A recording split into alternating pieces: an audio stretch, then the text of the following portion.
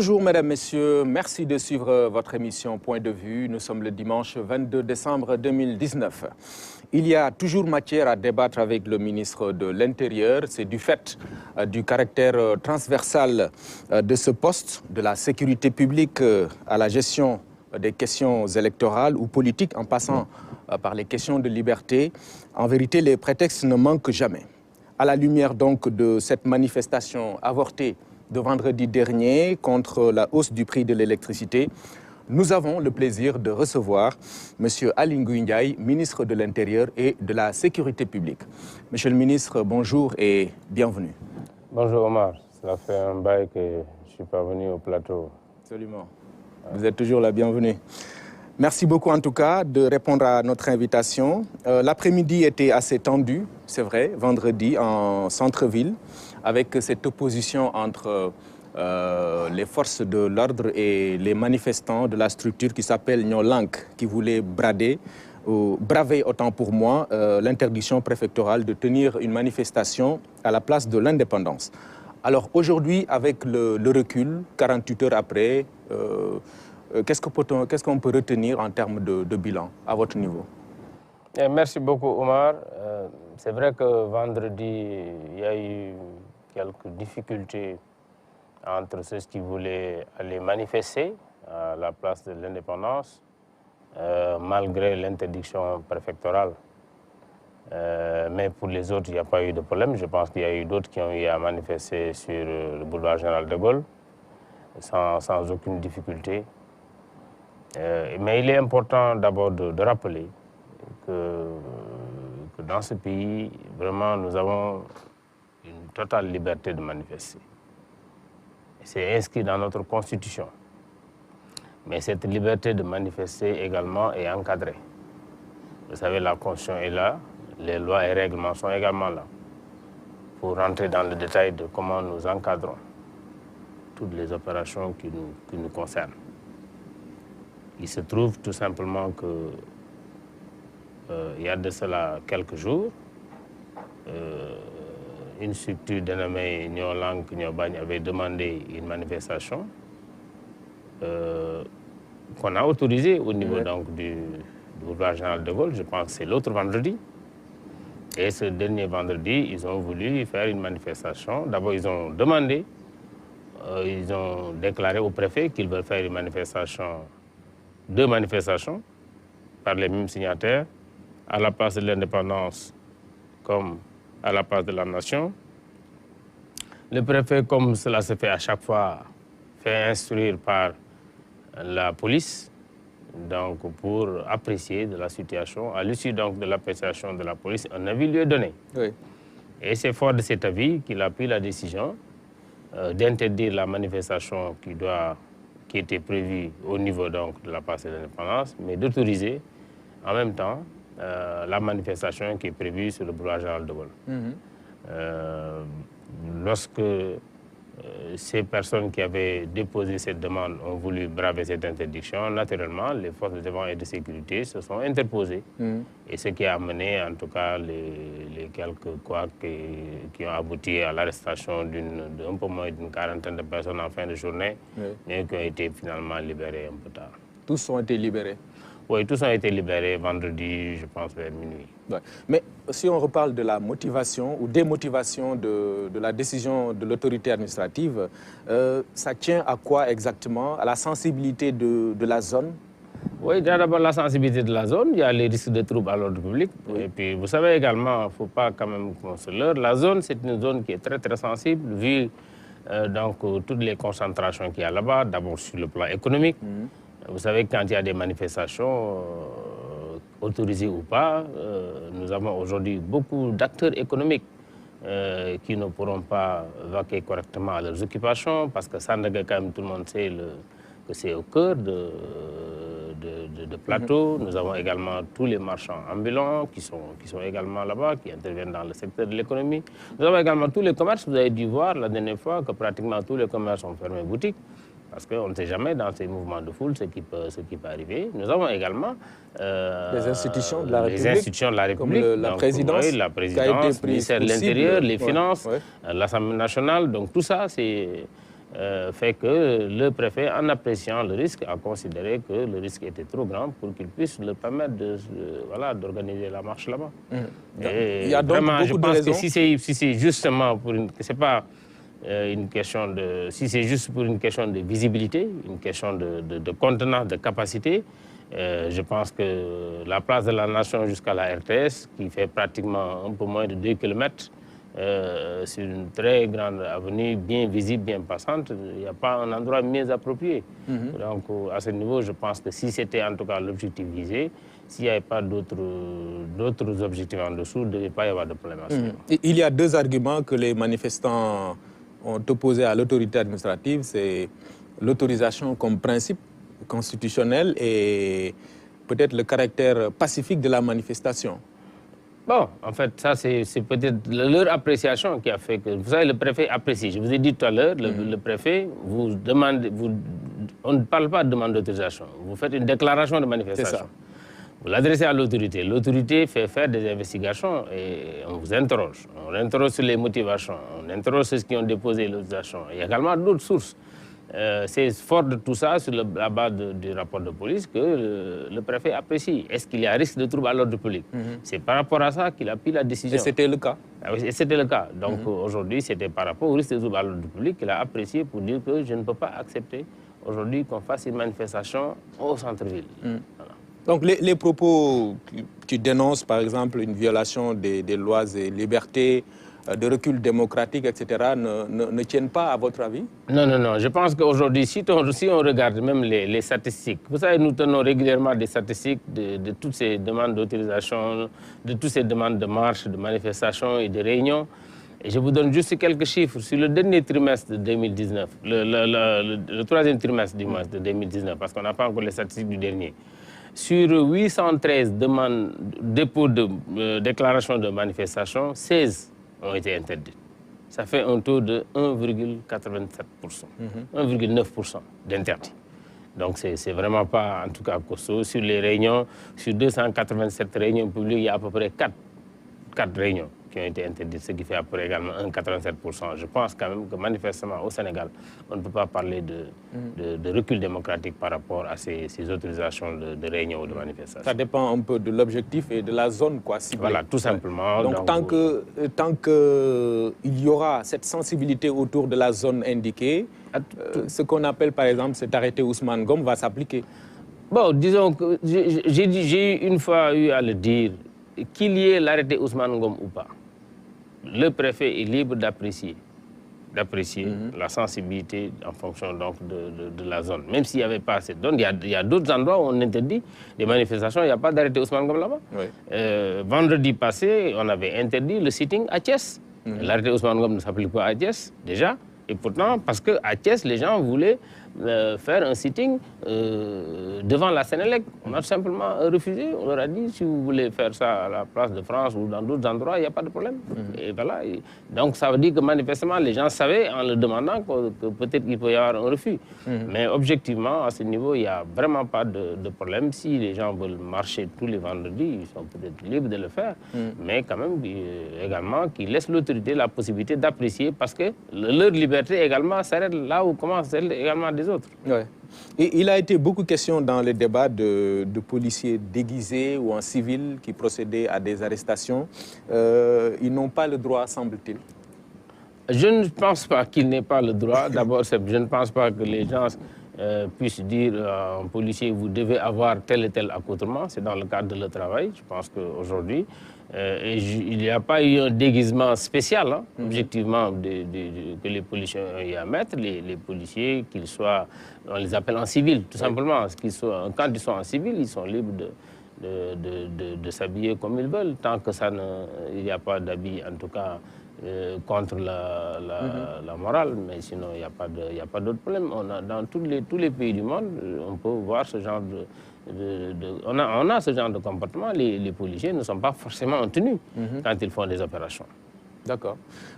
L'attitude encore des forces de sécurité vis-à-vis de la presse, ça aussi ça a été révélé.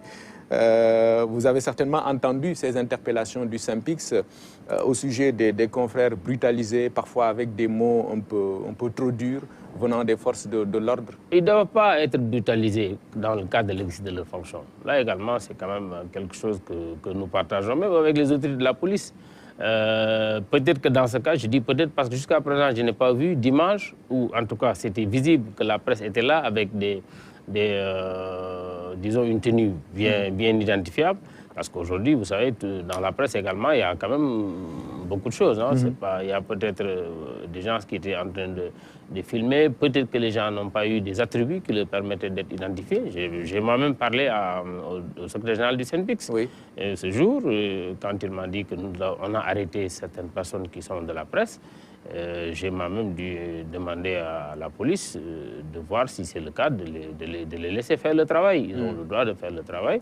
Parce qu'en fait, eux, ils sont là pour regarder et être témoins de ce qui s'est passé. Il doit y avoir une collaboration. Oui, il doit y avoir une collaboration. Et d'ailleurs, à ce niveau, j'ai promis au secrétaire général du SYNPICS que je vais instruire la police et la gendarmerie pour qu'on puisse quand même travailler avec la presse, qu'on leur laisse faire leur travail sans aucune entrave, maintenant également qu'on s'accommode peut-être de comportements qui permettent que chacun...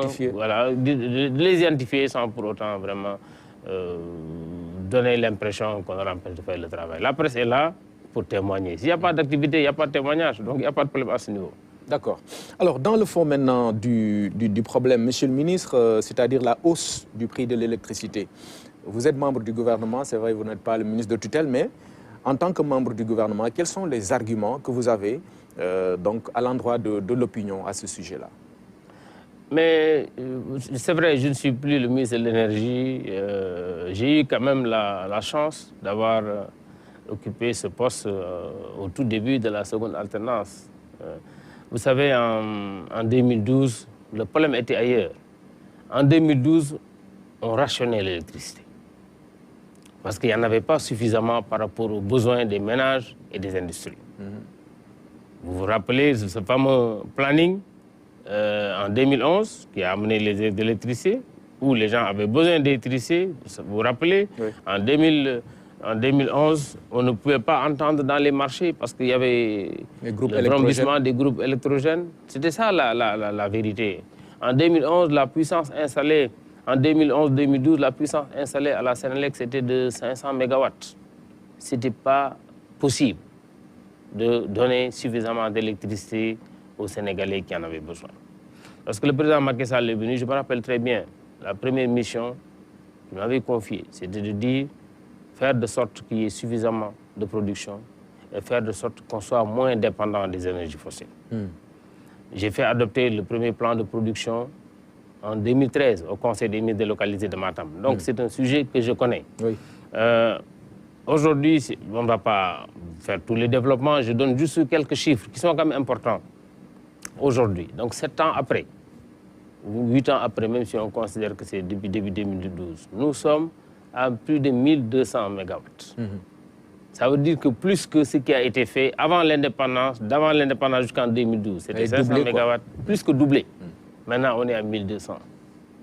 C'est des investissements qui sont lourds. Sur l'électrification rurale, nous sommes passés de moins de 25% à un peu plus de 50% de taux d'électrification rurale. Ça également, c'est des investissements. Sur les compensations tarifaires, c'est quoi une compensation tarifaire? Vous savez, la Sénélec est autorisée à avoir un revenu. Chaque trimestre, la commission de régulation calcule le revenu de la Sénélec pour dire que la Sénélec, vous devez avoir tel revenu. Cette formule-là est là avant le président Macky Sall. Oui. Cette formule de calcul est là depuis 1998. Donc, le 1er janvier, le 1er avril, le 1er juillet, le 1er octobre, cette formule est définie. Et à chaque fois que le problème se pose, ils disent à la Sénélec, vous devez avoir un revenu de temps. Et la Sénélec apprécie pour dire que voici ce que j'attends de mes clients. Voici ce qui reste. Et on pose la question à l'État, quelle est la décision à prendre? L'État dit, je comble ou je fais supporter. Oui. C'est ça aujourd'hui, c'est important que les gens le sachent. Absolument. Donc ce qui s'est passé aujourd'hui, pour ce cas bien précis, comme on y a le faire, dans le cadre de la compensation tarifaire, il y a, avant même d'arriver depuis ce cas, depuis le début, depuis que le président Macky Sall est là, nous avons fait une compensation tarifaire de plus de 500 milliards de francs CFA. Ouais. Cette compensation tarifaire, elle vient d'où? Elle vient des contributions des différents payeurs d'impôts, qu'ils soient en milieu rural, qu'ils soient en milieu urbain. Ça veut dire que le villageois qui est très loin du réseau, même s'il paye une modique somme, c'est cette modique somme plus ce que nous autres payons qu'on prend pour compenser cette électricité.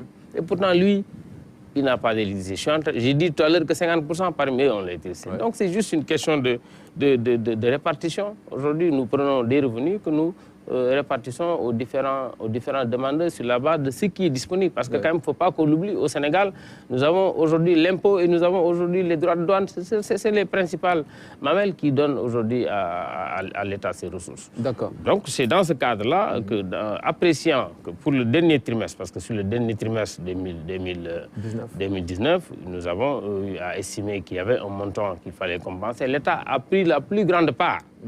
Et c'est une partie qui est répercutée sur le consommateur.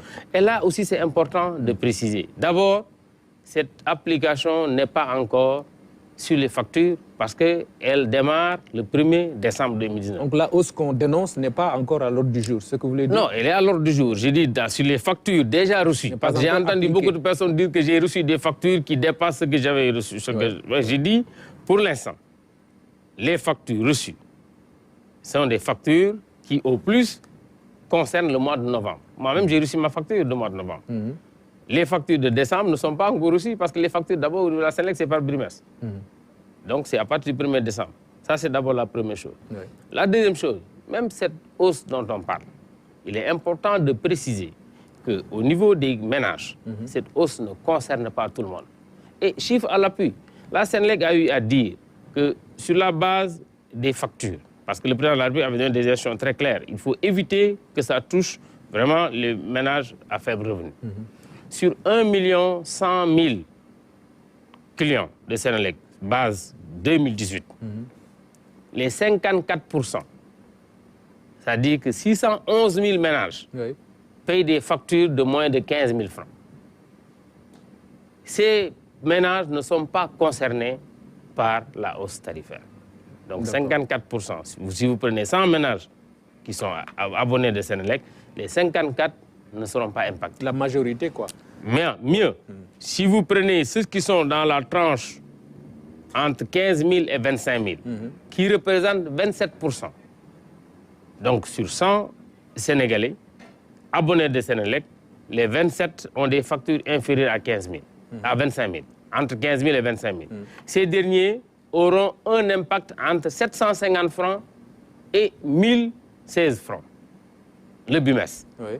Ça veut dire que donc sur 81% des clients de Sénélec, la hausse la plus grande sera de 1000 francs, 1016 francs, si tant est qu'ils conservent leurs habitudes de consommation. Donc ça veut dire quand même qu'à ce niveau, c'est vrai, il peut y avoir. C'est ce qui fait dire que la hausse ne touche pas tout le monde? La hausse ne touche pas tout le monde. Oui. La hausse déjà ne touche pas 54% des abonnés de Sénélec. Sur les 27%, il les touche entre 750 et 1000 francs par mois, par bimestre. Oui. Donc je pense quand même qu'aujourd'hui, et ce qui est pris plus ou moins de cet argent sert également à investir parce que nous avons également d'autres engagements. Les autres engagements, c'est quoi? Le président de la République a dit 2025, on veut que tous les Sénégalais accèdent à l'électricité. Ouais. Mais ça, c'est demander des investissements. Ouais. On veut également qu'au moment où le gaz doit être là, mais on doit être prêt. Pour être prêt pour le gaz, ça veut dire que les centrales que nous avons également, la Sénélec doit pouvoir aujourd'hui les transformer pour que ces centrales puissent prendre le gaz plus tard et fonctionner au gaz, qui va forcément aboutir à une réduction du coût de l'électricité. Oui. Maintenant, c'est vrai, vous l'avez démontré, la hausse ne touche pas tout le monde, mais dans les contre-arguments qui sont avancés ici et là, il y a, ce propos qui fait remarquer que jusqu'à une période assez récente, la Sénélec était dans une embellie, faisant croire que peut-être on en avait fini avec les difficultés dont on parle concernant la société. Et donc, par conséquent, une hausse ne se comprend pas à ce niveau-là. Non, la Sénélec est toujours dans cette embellie. Oui. Attention, il n'y a rien qui a changé au niveau de la Sénélec. À la limite, la Sénélec aujourd'hui se comporte mieux. Ce qui est constant. J'ai dit, chaque trimestre, le calcul du revenu est fait. Et sur la base du calcul du revenu, l'État prend en charge en totalité ou en partie. Il se trouve tout simplement qu'aujourd'hui, il y a une partie qui est demandée comme effort aux abonnés de Sénélec, tout simplement. Mais l'État a pris la grosse partie, rien que pour l'année 2019. La compensation tarifaire, quand nous prenons les 4 trimestres, sera à peu près de 100 milliards. Rien que pour l'année 2019. Il y a eu des années où il n'y a pas eu de compensation tarifaire, parce qu'en fait, le revenu ne le justifiait pas, tout simplement. Mais aujourd'hui, la Sénélec se porte bien, et on veut d'ailleurs que la Sénélec se porte mieux pour préparer l'avènement du gaz. Ouais. Et par conséquent, revenir à une baisse du prix de l'électricité. Tout à fait, c'est ça que je dis. Mais même tout ça, ça demande des investissements. Aujourd'hui, nous ne pouvons investir que sur la base de nos revenus. Parce que même si on emprunte, mais nous payons sur la base de nos revenus. On ne peut pas emprunter. Les crédits que nous avons, on doit les payer. Nous avons aujourd'hui nos principaux revenus, c'est le fisc. Tout simplement, c'est le fisc, c'est la douane aujourd'hui. Donc nous avons besoin de faire des investissements. Le président s'est engagé pour dire l'accès universel. L'accès universel, ça demande beaucoup d'investissements. Nous sommes à 50% aujourd'hui. Il nous faut combler les 50%. Nous voulons réduire le prix parce que nous avons la chance peut-être d'avoir beaucoup de gaz. Mais ce gaz-là, il faut préparer nos centrales à les recevoir. Donc tout ça, ça demande beaucoup d'investissements. Mais ce qui est l'objectif visé, c'est qu'on aura de l'électricité pour tout le monde à un prix moindre. D'accord. C'est vrai qu'on doit, dans un esprit d'ailleurs patriotique, procéder à cette contribution du consommateur, à cet effort d'investissement vis-à-vis de la Sénélec, mais on peut également vous dire, bon, l'État a d'autres niches également pour qu'on nous le dise. Je pense que quand même, aujourd'hui, ce qu'il faut reconnaître, c'est que parallèlement, toutes les autres niches également sont en train d'être exploitées. Mais l'État également, comme je dis, parce que ça, c'est la politique du président Macky Sall, qui disait également, nous devons, les autres Sénégalais qui étaient carrément en marge de tout aujourd'hui, ces 300 000 ménages qui reçoivent aujourd'hui la bourse, ils n'étaient pas considérés. Et pourtant, c'est des Sénégalais qui aujourd'hui, le président Macky Sall leur rend une sorte une dignité. Ils se sentent maintenant plus Sénégalais. Ils savent qu'aujourd'hui, ils contribuent et ça va les aider également à sortir de la pauvreté. La politique de réduction des inégalités. Voilà, ça aussi, ça fait partie des programmes. Et tout ça, nous sommes obligés de le faire sur la base des revenus que nous avons. Quand le président Macky Sall a lancé ce programme en 2012, beaucoup n'y croyaient pas, et beaucoup même au Sénégal n'y croyaient pas. Il a dit, mais je suis obligé de le faire parce que j'ai remarqué que beaucoup de Sénégalais sont en marge de tout ce qui se passe chez nous. D'accord. Et c'est ce qui peut-être justifie cette dynamique de maîtrise des dépenses. J'ai lu dans le dernier Conseil des ministres, par exemple, que là, on le répète, il y a moins de fonctionnement maintenant, priorité à l'investissement. Il y a aussi une révision du cadre des exonérations, l'élargissement de l'assiette fiscale. C'est ce qu'il faut comprendre? Tout à fait. Ça dit que ça, c'est vrai. Le président en a parlé lors du dernier Conseil des ministres. Mais j'avoue qu'il en parle depuis 2012. Et on fait également des efforts depuis 2012. Normalement, à partir de 2020, il y aura également des efforts importants qu'il faut faire sur les investissements. Il en a parlé sur les véhicules. Sur les véhicules, c'est des milliards, des centaines de milliards qui ont été dépensés depuis 2012. Et la vérité, c'est que bon, souvent, aujourd'hui, l'entretien, après, ça pose problème. Il y a beaucoup de véhicules qui sont déjà au garage au bout de 5 années de fonctionnement. Alors que nous tous, quand nous avons nos propres véhicules, on les gère pendant plus de 5 ans, si c'est nous qui achetons. Parce que c'est l'État, voilà, donc c'est des réalités. Le président a dit, il faut quand même qu'on regarde. Il y a des investissements aujourd'hui. Et c'est des modèles qui fonctionnent ailleurs. Vous vous rappelez, il y a de cela 2 mois, il y a eu 3 mois, c'était en septembre, quand il avait décidé qu'on ne va plus dépenser autant que sur les téléphones, on donne des primes.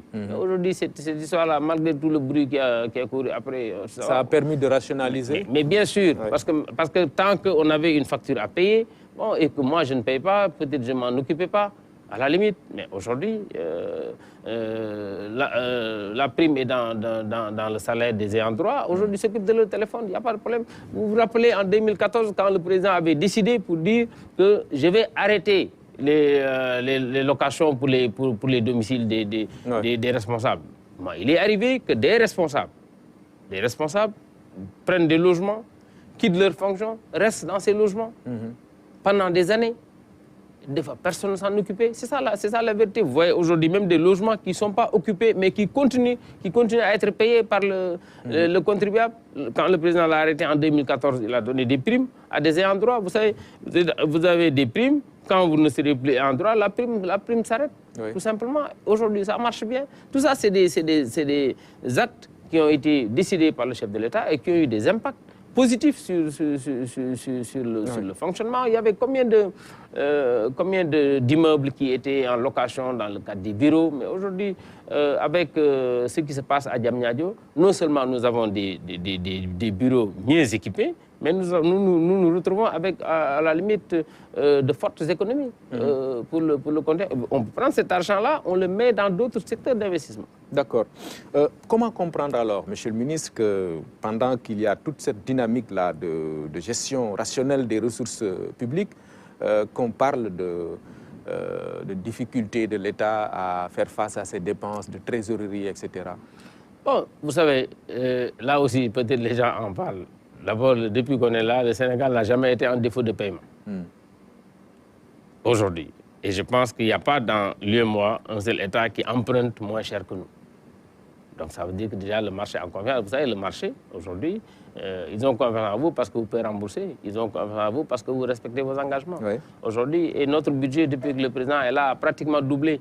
Et aujourd'hui, notre budget, on ne le base que sur nos recettes fiscales et douanières. Principalement, vous vous rappelez quand le président Macky Sall venait d'arriver, on avait un déficit de près de 7%. Et nous nous étions engagés à avoir un déficit de 3,5%. Dans un délai très court, d'ailleurs, ça a suscité beaucoup de débats, même je me rappelle bien, au niveau du Conseil des ministres. Mais le président avait tenu à ce qu'on respecte ce critère de convergence. Aujourd'hui, on y est. Mais ça a demandé beaucoup d'efforts. Donc, dans le cadre de la rationalisation des dépenses que nous faisons au niveau de l'État, vraiment à ce niveau, je pense quand même que le Sénégal est quand même un bon élève à ce niveau. Nous n'avons pas de problème. Notre budget ne cesse d'augmenter. Nous exécutons nos budgets. C'est vrai, il peut y avoir à un moment donné quelques difficultés de mobilisation, mais dans l'ensemble, quand même, ça se passe bien. Les projets sont là, on les voit. Il faut maintenant faire d'autres efforts pour que des investisseurs, notamment privés, viennent accompagner l'État dans ses efforts. D'accord. On passe au chapitre réservé au dialogue national. Vous avez récemment publié la liste des membres du comité de pilotage, structure dont le président Famara Ibrahima Sagna sera installé jeudi prochain. Les attentes sont fortes et on voyait même des facteurs de blocage. Aujourd'hui, est-ce qu'on peut dire qu'on est sur la bonne voie, que le dialogue national va finalement, enfin, commencer? Bon, en fait, on va installer le président Famara Ibrahima Sagna certainement dans la semaine. Le président avait retenu la date du 26, du 26 décembre. Le décret est sorti, donc publiant la liste des membres. Et certainement d'autres vont s'y ajouter avec la mise en place des commissions. Ça, c'est le comité de pilotage. Mais je dois quand même préciser qu'une partie importante de ce dialogue avait déjà démarré avant même que le président fasse appel au président Famara pour diriger ce comité du dialogue national. Parce que d'abord, comme vous le savez, chaque fois quand on finit une élection, les politiques se retrouvent parce qu'on prépare une autre élection. C'est comme ça également que marche la République. Et nous avons mis en place, sur demande de l'opposition, une commission cellulaire pour diriger les travaux. Depuis que j'ai mis en place cette commission, je n'ai plus mis pied là-bas. Cette commission se réunit régulièrement depuis le 8 ou 9 mai de mémoire. Et cette commission, jeudi passé, était à sa 44e réunion. Beaucoup de points ont été abordés, beaucoup de consensus ont été trouvés, ce qui fait que lorsque le dialogue national sera lancé, ce comité qui est déjà là est très en avance sur le travail. D'ailleurs, ils ont déjà fait des conclusions, ils n'attendaient que l'installation du comité de pilotage pour leur donner leurs conclusions. Comme ça, ça va permettre déjà qu'on puisse dérouler, sur le plan politique en tout cas, très, très rapidement. Mais il n'y a pas que le dialogue politique. Justement, ça que j'ai dit, ça avait déjà démarré cette partie. Maintenant, les autres parties, vont démarrer après l'installation du président Famara à partir du 26. Et là, on peut espérer récupérer peut-être ceux qui étaient en marge, les sceptiques, je pense, pour véritablement aller vers un dialogue avec les forces vives de la nation. Il n'y a pas beaucoup de sceptiques, objectivement. Je pense quand même que si vous avez vu même le décret qui a été publié, il n'y a pas beaucoup de secteurs. L'essentiel, en tout cas, si on prend la classe politique, ils y ont pratiquement tous. Je pense qu'il ne faut pas se leurrer. Disons, les seules réticences qu'on avait sur le plan politique qui ont un poids, c'était le PDS. Hein. Sinon, tous les autres sont dans le dialogue. Je dis tous les autres. Il n'y a personne d'autre qui est en dehors du dialogue. Il n'y a que le PDS qui était en dehors du dialogue. Et je pense que le PDS va venir participer au niveau du dialogue national après l'installation du président Famara Ibrahima Sagna. D'accord. C'est vrai, vous l'avez rappelé, vous avez pris de l'avance hein, du côté politique. On a pu, exemple, voir qu'il y a eu une entente, un consensus sur le report des élections locales. Certainement, avec le dialogue national, on va, c'est ce que demandaient quelques acteurs d'ailleurs, vers une date précise. Il y a d'autres consensus. C'est vrai, comme on l'a dit à l'Assemblée, d'ailleurs dans le rapport de présentation, on a dit que aujourd'hui le dialogue est en cours. Pratiquement toute l'opposition est là-bas. Vous avez vu comment les débats sont passés à l'Assemblée. Oui. Tout le monde a parlé. Maintenant, on a dit la date. Moi, j'avais fixé une date au plus tard. J'ai pensé qu'au plus tard, on peut organiser au mois de mars les élections locales. Maintenant, si entre-temps les gens s'entendent et qu'ils proposent que ce sera le 1er décembre, on est également prêt. Vous savez, au Sénégal, objectivement, on est prêt à organiser des élections quand le top est donné dans les 3 mois. Nous avons pratiquement tout. Aujourd'hui, pour organiser des élections, c'est quoi? C'est faire une révision de la liste, faire une révision de la carte électorale, acheter, puisque c'est une élection locale, puisqu'il y a plus d'urnes, acheter en tout cas plus d'urnes, et puis voilà, récupérer les dates et faire les élections. Mais bon, l'opposition avait demandé un audit du fichier. Elle a même demandé un audit du processus électoral. C'est ça. Ça a fait l'objet de consensus. On est en train de définir, on a mis en place un comité technique pour définir les termes de référence qui feront l'objet d'un appel d'offres. Une fois que l'auditeur sélectionné, il va auditer, nous donner des conclusions. On corrige naturellement, et en fonction des corrections, on pourra avoir une idée donc, de la date. Et l'opposition, avec le parti au pouvoir, la société civile, les non-alignés, on va décider de quand est-ce qu'il faut faire l'élection. Si tout le monde considère qu'on peut le faire en 2020, il n'y a pas de problème, on est prêt. Si, en tout cas, l'administration, je peux vous dire, est prête à organiser l'élection en 2020. Elle est prête également à l'organiser dans le premier trimestre. Vous n'attendez que l'entente, le consensus. Tout simplement. Surtout que le président de la République s'est engagé pour dire que s'il y a un consensus, je ne change pas. J'ai appliqué ce qui va se dégager comme consensus. Maintenant, il y a l'évaluation des scrutins précédents aussi. Ça aussi, c'est réglé. Vous avez pris de l'avance avec la commission? Oui, vous savez, je pense que tout le monde est d'accord à ce niveau. Parce que quand même, d'abord, qu'est-ce qui nous fait mesurer? C'est l'appréciation que tout le monde en fait. L'élection présidentielle, c'est vrai, il y a eu beaucoup de bruit auparavant. Moi, j'avais toujours considéré que l'administration était prête à l'organiser et à l'organiser correctement. Nous avons pris toutes les dispositions pour que l'élection se passe bien. Vous savez, le parrainage nous a beaucoup aidés, c'est vrai, pour qu'on puisse rationaliser les candidatures. Nous avions au départ une quarantaine, voire plus, de candidats à la candidature. Mais à l'arrivée, 5 sont passés. Nous avons pu organiser ces élections dans l'ensemble du pays. Il n'y a pas eu une seule contestation. C'est ça la vérité aussi. Les politiques peut-être ont dû parler, certains très tôt, mais à la vérité, parce que quand il n'y a pas eu de contestation au niveau d'un bureau, sur les 15 000 et quelques bureaux, il n'y a pas eu de contestation parce que tous les partis sont représentés. Et quand il y a contestation, c'est sur le procès-verbal. Vous contestez sur le procès-verbal, vous donnez vos arguments. On va à la commission départementale. Celui qui vous représente recense l'ensemble des contestations, les porte au niveau départemental. Il les transmet au niveau national.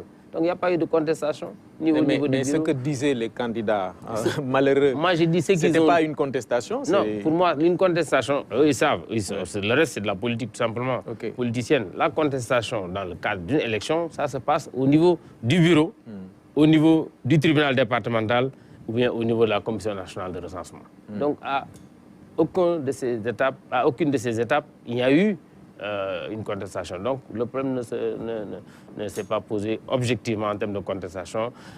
Vous vous rappelez, à l'époque, on parlait de taux de participation, on parlait de distribution des cartes d'électeurs. On s'est prononcé avant l'élection pour dire que l'essentiel des cartes d'électeurs, on a même donné le chiffre exact, c'est déjà entre les mains des électeurs. D'ailleurs, ça a été manifesté au niveau donc des bureaux de vote. Ceux qui sont partis voter, ils avaient le carte d'électeur. Nous avons un très fort taux de participation au niveau donc de l'élection présidentielle. Donc il n'y a pas eu de problème à ce niveau, objectivement. Je ne parle pas maintenant de politique politicienne. De la bataille d'opinion. Voilà, de la bataille d'opinion. Mais je pense d'ailleurs que très tôt, les gens se sont rendus compte qu'il n'y a pas eu de problème. D'ailleurs, pour la première fois on vote au Sénégal, il n'y a pratiquement pas de prolongation dans un bureau de vote. Pratiquement pas.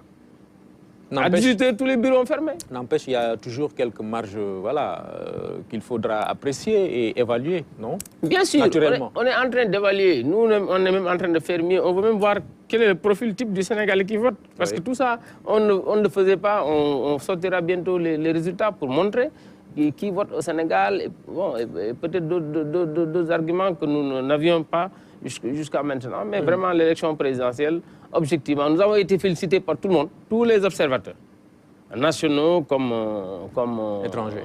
étrangers, ont salué en tout cas le professionnalisme dont l'administration a fait montre pour l'organisation de ces élections. Il n'y a pas eu un seul bureau de vote où on nous a dit qu'il manque un bulletin. On en avait suffisamment. On en avait pour tout le monde. La sécurité, elle était assurée. On avait interdit que ceux qui n'ont rien à faire dans les bureaux de vote restent là-bas pour palabrer parce que c'est eux qui ont amené tous les problèmes. Donc tout ça, on a pris les dispositions. Il n'y a pas de problème de bulletin, il n'y a pas de problème de sécurité. D'accord. Tout était réglé. Donc jusqu'à preuve du contraire, l'administration sénégalaise est en mesure d'organiser des élections. On n'a pas besoin de structures autonomes ou indépendantes qui... Ah non, ça, je suis formel. L'administration sénégalaise n'a pas besoin... J'avoue que nous, j'ai eu à dire une fois... un ambassadeur dont je tairai le nom, qui était venu nous dire que si on a besoin d'assistance sur les élections, je lui ai dit que nous avons voté avant vous et nous votons mieux que vous. À cet ambassadeur, c'est ça que je lui avais dit. Donc on n'a pas besoin de soutien d'un quelconque pays pour voter au Sénégal, objectivement. Parce et ça, les acteurs le savent. Voilà, les acteurs le savent, de toute façon, ils le savent.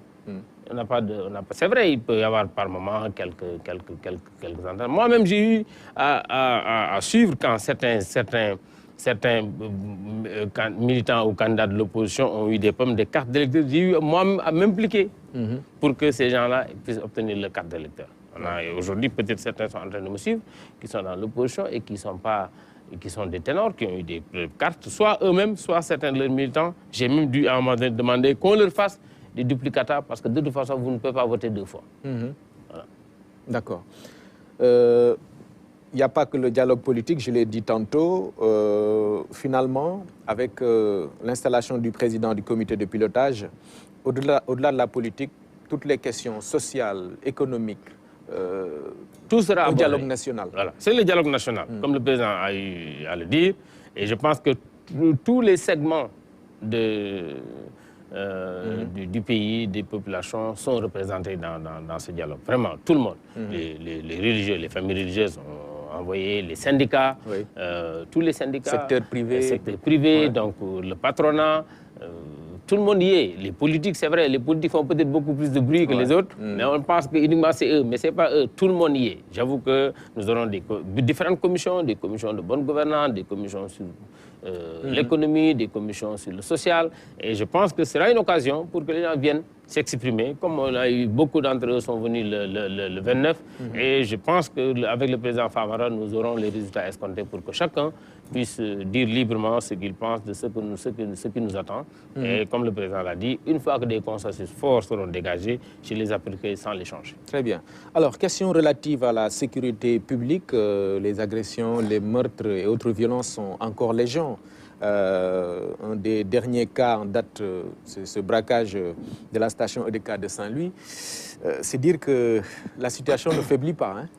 Bon, disons que le dernier cas que je vais souligner, c'est peut-être pas celui-là. Nous avons eu un agent de la police au niveau des frontières qui a été agressé, c'est vrai, par peut-être quelqu'un de déséquilibré sur la base des premiers rapports que nous avons. Ouais. C'était l'enterrement, c'était, je pense, aujourd'hui d'ailleurs. Nous présentons des condoléances à sa famille. La direction générale de la police a envoyé une forte délégation conduite par le directeur général. Ça fait partie peut-être. Il y en a aussi qui s'est donné la mort aussi récemment. Oui, oui, ça c'est également notre cas. Nous avons un rapport, malheureusement, je ne vais pas. J'ai entendu un peu de polémique là-dedans. Bon, je pense que c'est peut-être quelque chose de regrettable, mais c'est arrivé dans la famille, donc c'est dans notre famille. Nous avons, c'est vrai, aujourd'hui des cas d'agression, c'est vrai. On en a, mais je pense aussi, c'est vrai, c'est un aspect qu'il faut voir, qui nous permet peut-être de faire des efforts supplémentaires pour endiguer le phénomène. La vérité, c'est qu'aujourd'hui, si nous comparons, en tout cas de là d'où nous venons en 2012, beaucoup d'efforts ont été faits par le président de la République dans la sécurité. Qu'il s'agisse d'investissement, qu'il s'agisse d'investissement, donc que ce soit au niveau matériel roulant, au niveau infrastructure. Nous avons encore des efforts à faire, ça on est conscient. Qu'il s'agisse également de recrutement, parce que depuis que le président de la République est là, c'est pas moins de 2000 personnes, entre police et gendarmerie chaque année. Les moyens humains, quoi. Les moyens humains qui sont importants parce que nous avions un retard important. Parce que pendant longtemps, on est resté sans recruter. Ça a eu comme conséquence le vieillissement du personnel. Ça a eu comme conséquence la faiblesse du nombre parce que chaque année, il y a des gens qui partent à la retraite. Aujourd'hui, au moins, nous recrutons plus que ceux qui partent à la retraite. Donc, c'est important. Des efforts importants sont en train d'être faits, aussi bien au niveau de la police, au niveau de la gendarmerie, pour assurer une présence des forces de défense et de sécurité partout dans le pays. C'est vrai qu'on le dit souvent, on ne peut pas mettre un policier ou un gendarme derrière chaque citoyen. Mais quand même, la sécurité, il y a un minimum à faire respecter.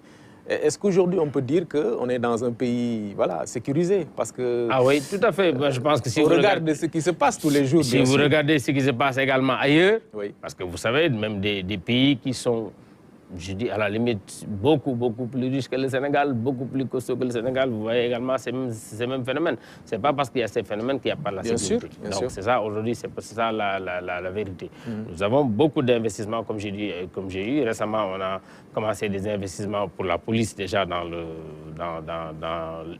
Guédiawaye, dans Pikine et autres, pour assurer une meilleure présence de la police.